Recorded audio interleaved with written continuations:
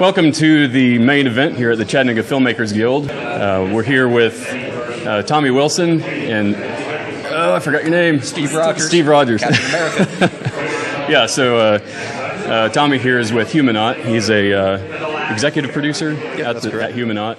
And Steve here is the head of the Lookout Wild Film Festival. And we have here our co-host, Michelle Ford. Hello. She's a regular member of ours and one of our board members. So, Michelle, introduce yourself a little bit. Yeah, well, you already did. I'm Michelle Ford, and filmmaker, writer, actor, and right now an interviewer. And so thrilled to have these guests with us much knowledge and information to offer. And we want to say a special thanks to Community Pie, and we hope you guys will visit them because they support us, and they have fantastic food. Yes, so, and great service, too. You got to go Detroit style. Do what? You got to go Detroit style, Community Pie. Okay. I will keep that in mind. All right, so, Steve, tell us about the festival. The Lookout Wild Film Festival started 13 years ago. It started with two brothers just trying to get together and have some films to show to their friends. It's evolved from 330 people to about 5,000 people over 3 days. We were the first ever film event to ever sell out the Tivoli, which we were very proud of. We have films this year from, I think, 31 different countries. 73 films over 3 days. Our festival is coming up January 17th through the 19th at the Signal, so we're excited about that. But our films are covering anything from kayaking, mountain biking, running, and they're not just action films. They're films that tell stories that inspire people.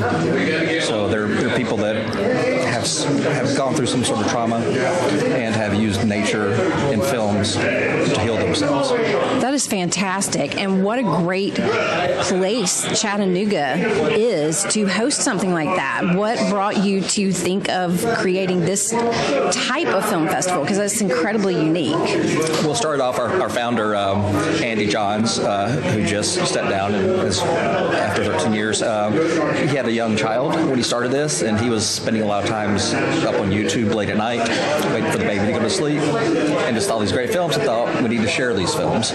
So we're very lucky that over 13 years, Chattanooga has caught up to the festival because the people that are moving here, the people that enjoy the outdoors, the amount of trails that we have now, the resources that we have now, and the support from the city through the mayor's office, through the Parks and Recreation's office, they've been very supportive of helping this. And so we're finally, I think, in a good spot. That's fantastic. Do you find that, because you said you have 31 countries involved in films, do you find that a lot of those people from these other countries are coming to the festival here in Chattanooga? Yeah, just before I came in tonight, I was setting up a hotel to stay. The guy that's coming in for his 92nd film is flying in from London.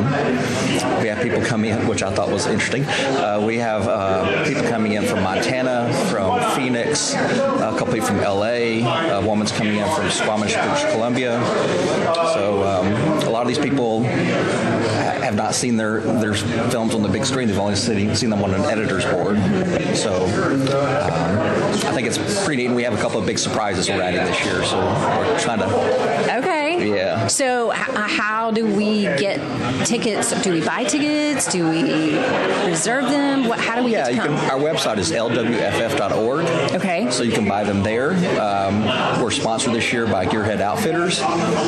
So you can buy at any Gearhead Outfitters store, and they'll give you a 20% off coupon to use in the store. So you basically get your ticket for free if you do that.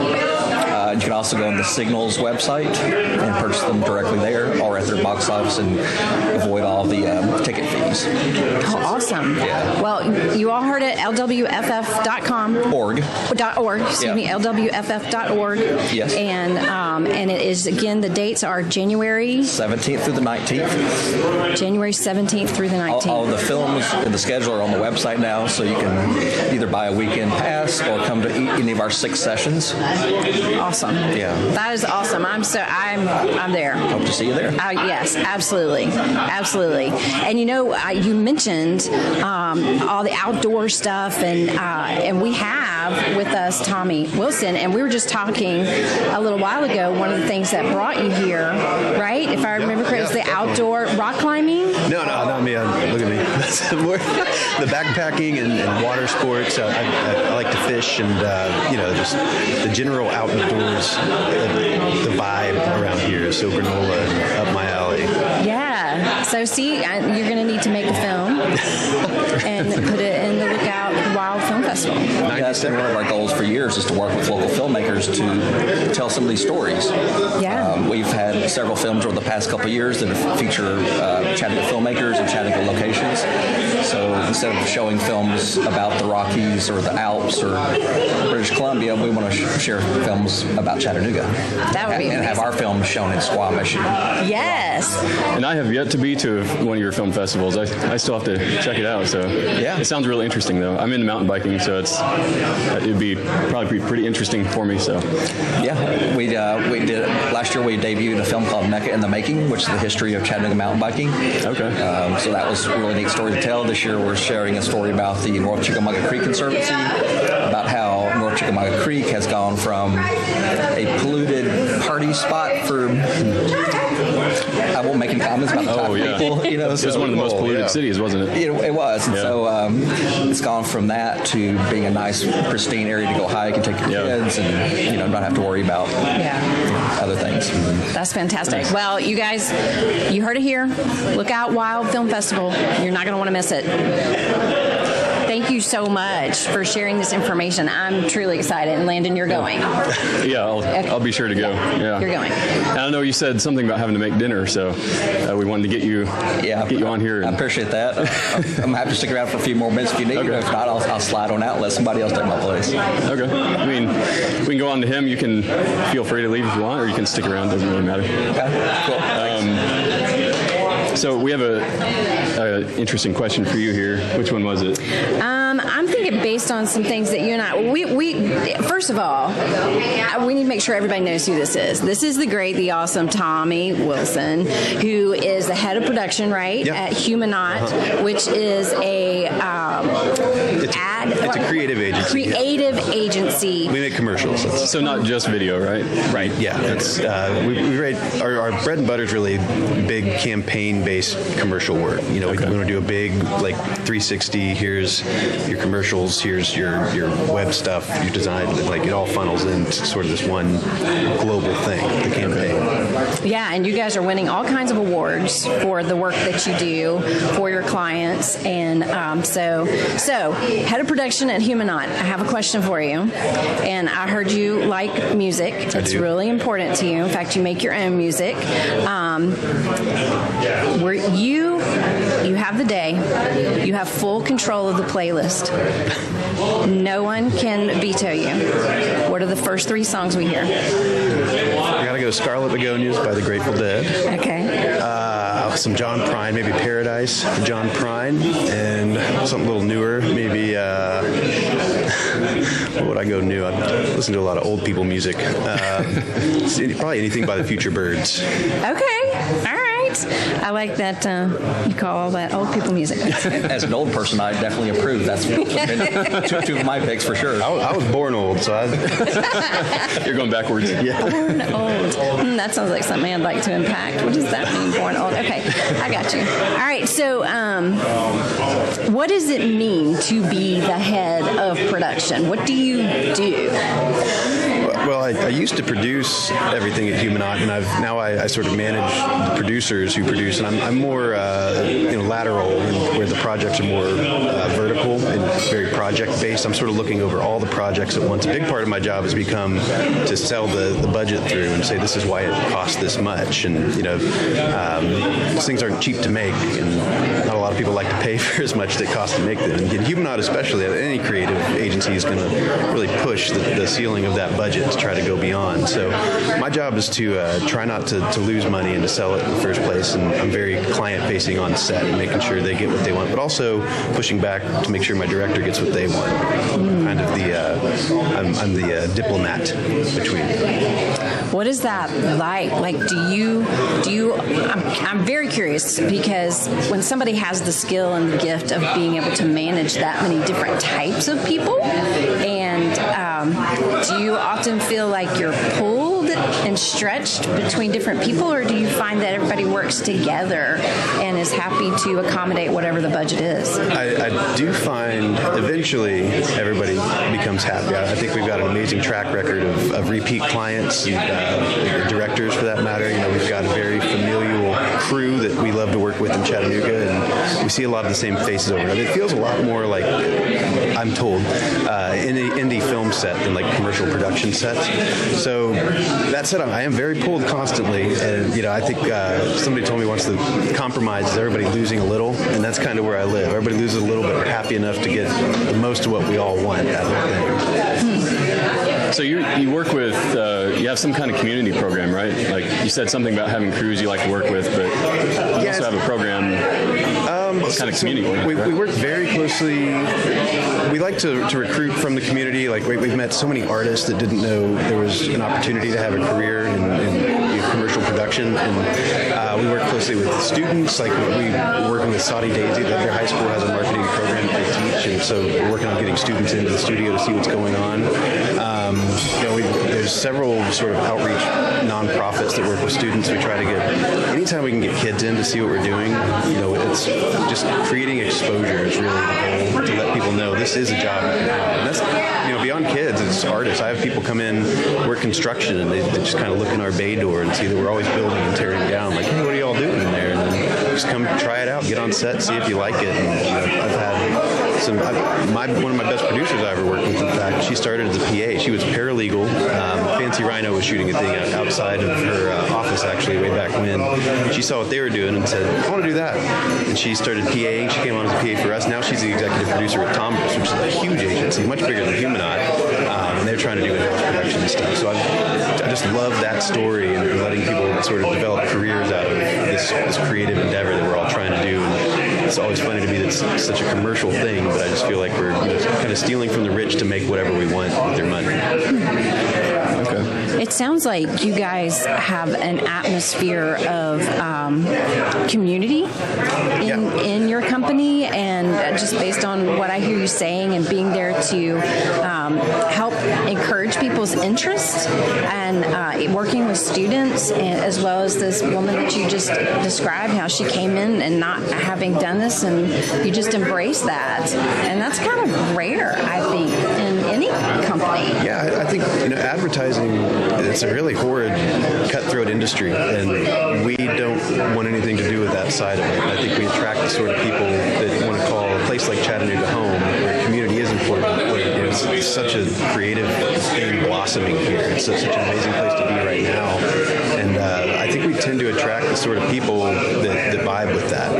We've certainly had some swings and misses. People come in from the coast or Atlanta or wherever, and they see the fun work we do, and everybody sees that fun work and they want to make it, but it's not always a great vibe. Like if you have an ego, you're not going to do great at Humanaut, because it's creative socialism. We're all kind of blending and making it together.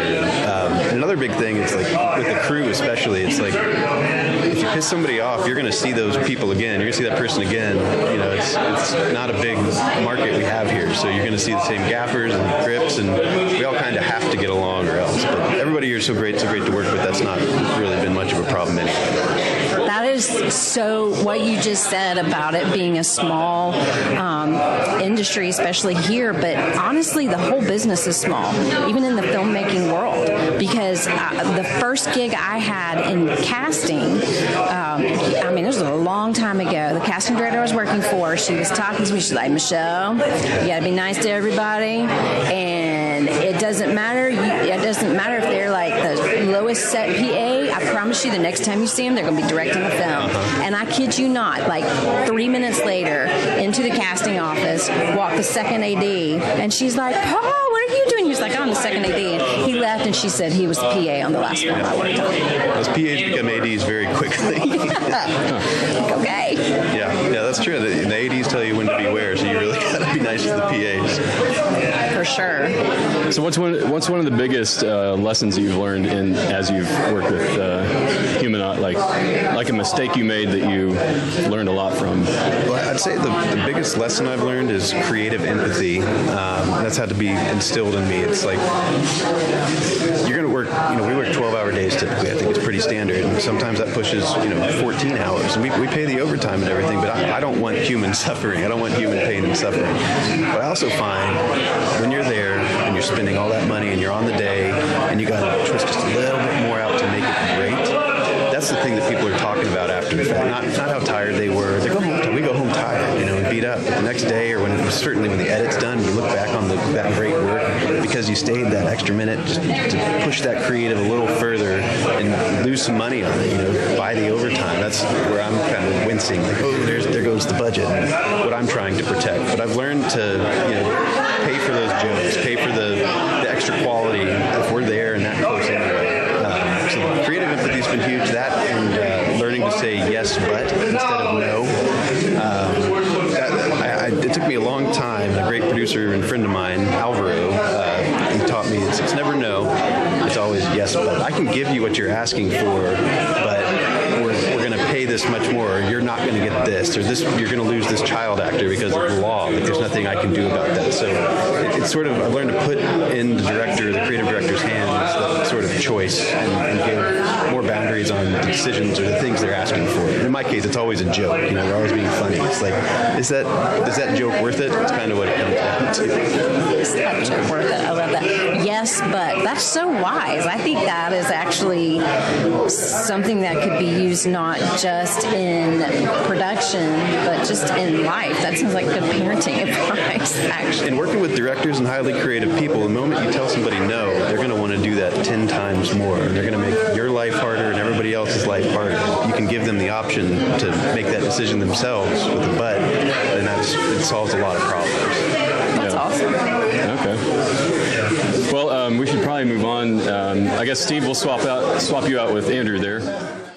You know what, though? You were talking about, pushing that extra hour, or that to me tells me that you guys probably have a really healthy atmosphere of respect and joy with each other, because sometimes asking for just an extra 15 minutes can be like pulling teeth if people are not happy to be there.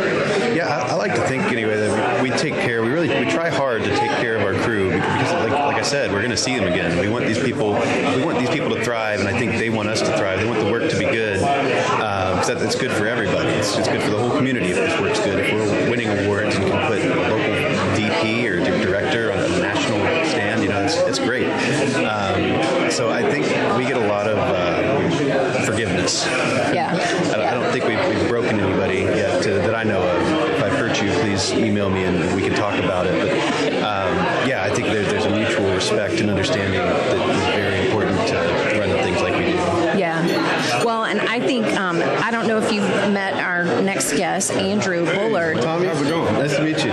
My guess is, Andrew, my guess is you have a lot to say about that, too, because you've made several films, and or at least 3. Yeah, that is several. If you bring your mic this way just a little bit and then closer to there you go. And people continue to come back to work with you. And so that has to be the same thing going on there, because otherwise people wouldn't come back. So you want to introduce Andrew a little bit more? Andrew Bullard. Yeah, Andrew Bullard. You've lived in this area for a while, right? Since 2003. Okay. Yeah. I remember the first project I was aware of his was Access Control, and I've always been really impressed with your work because you're almost kind of like a ninja. Like, I don't really see a lot of the things you're doing to get the movie going. Yeah. And all of a sudden you're making this really good, surprisingly good quality film. Yeah. See, Landon doesn't remember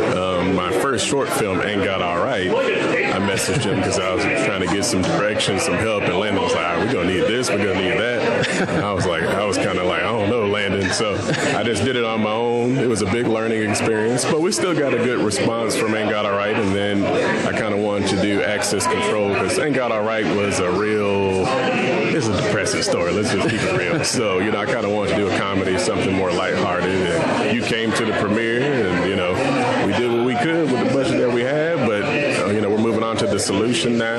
And and can't wait to put that out next year. So, yeah, just been taking a step at a time. So what's the premise behind the solution? Well, it's like a father-son story. I play the character Alan in it, and he comes back home because his father has a stroke. And, with helping his father, he also has to tackle some issues with the relationship with his father and also try to revive the family business. So I really based a lot of it on my own life and my relationship with my dad. So it's been a lot of ups and downs and whatnot. But, we've made it through a lot of it. It's still an ongoing process. My dad actually donated a lot to the film. So, it was cool. And he actually got him to do a cameo, too. So. Oh, cool. That's awesome. Involving your family. So he was supportive of a film that kind of reflects y'all's relationship somewhat? Yeah, but I did get some questions from some of the cast and families like, okay, does he know what the movie is about? Has he seen the movie? I'm like, no, he has not. And at the premiere, I'm going to sit on the opposite side of the theater. So, but I think he's going to be supportive of it. He really liked Access Control. He texts me every time he's watching it again. Hey, son, I'm watching it again. That guy hit you really good. It was fake, but yeah. So what's something you learned from Access Control that you applied to this? Well, I really feel like, you guys were just talking about audio. That was one of the main things. Like, we had one scene that we did outside, and man, you had people cutting grass, you had helicopters, air conditioners that are really loud, a whole bunch of different things. So I got Kevin to do the audio this time. I know you guys know about Kevin Brislin. Yeah. Yes, and he did a great job, man. He really killed it with the audio. So that was like one of the main things. I was like, okay, I'm not going to have that problem again. So, and just, being prepared as possible. I try to do that as much as I can, but you always learn different levels of things that you can think of and prepare for. So that always helps for sure. Yeah. And speaking of audio, I think next time we're going to be behind the glass doors over here. But as you can see, this is the place you want to be. It's really lively in here. So yeah, this is probably one of our better turnouts in the last couple of months. That's pretty cool. We got some pictures being taken back there, and people from Knoxville coming down here, so that's pretty neat. Yeah. So, yeah. So, Andrew, when does this next film come out? The Solution, that's what it's called? Yes, The Solution. We're going to do the premiere. I haven't told anybody publicly yet, but June 7th next year, we're going to do the premiere at the Colonnade again in Ringo, Georgia. So we'll have more information coming soon. Follow me at AJB4 Entertainment on Instagram and Facebook just to kind of keep up with the updates. And AJB4. Yeah, AJB4 Entertainment. Okay. Yeah. Nice. That's just on social media, or did you say there's a website? Social media. There's a website too, ajb4.com or ajb4entertainment.com. It'll take you to the same place, and you can see a little bit about the solution. Right now, we only put out the poster, but a little bit of a tease. Yeah, I'm about to start working on that trailer. Working on the trailer is harder than working on the movie. Yeah. It's like now I worked on this long thing. I gotta, compress and condense and all that. So quick, huh? Yeah. So you're the editor, right? Are you the editor? Well, I just work closely with the editor. Oh, okay. I don't want those headaches too. I already got enough as it is. So yeah, but I'm gonna edit I'll edit the trailer, but that's the only editing I'll do. Yeah.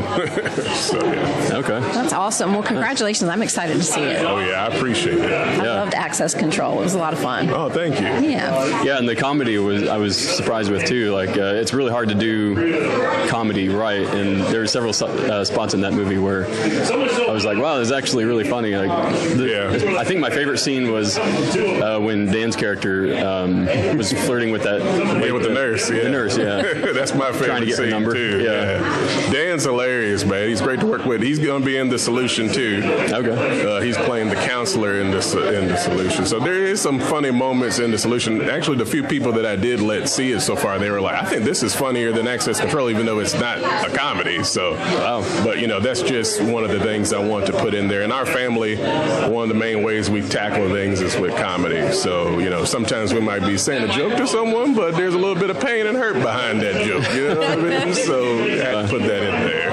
Okay. Well, nice. Nice. Well, we should probably wrap it up. Yeah.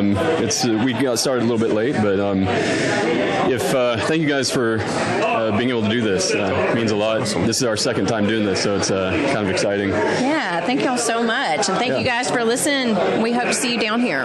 Yeah, and if check out our website, filmmakersguild.com. We do this monthly, on a monthly basis, having networking meetings. Go to our website, and if you feel like donating, you can do that. Or if you want to volunteer, we always need people helping set up these events. Like today I was like running around like a chicken with my head cut off, trying to get everything going.